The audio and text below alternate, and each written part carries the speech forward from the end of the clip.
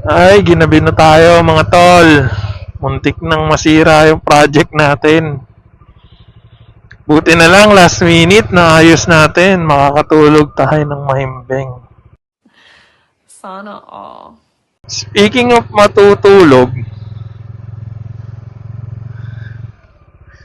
panood niyo na ba yung viral ngayon sa mga social media?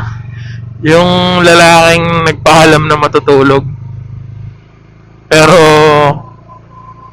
hindi pala natulog. Makipag-date sa iba. Putik na yan. Ang malupit doon, yung babae, may jowa rin daw. Aray ko! Akte. Grabe na mga kabataan yun. Hindi na talaga nakokontento sa isang partner lang.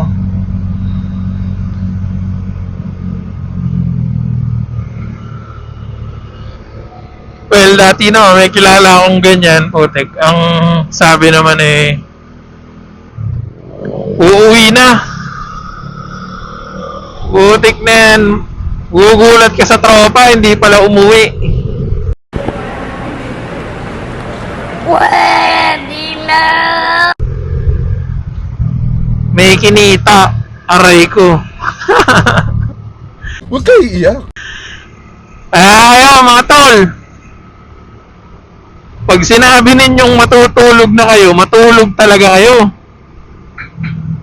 Hindi yung ano-anong kalokohan pa ginagawa ninyo. Masama yun.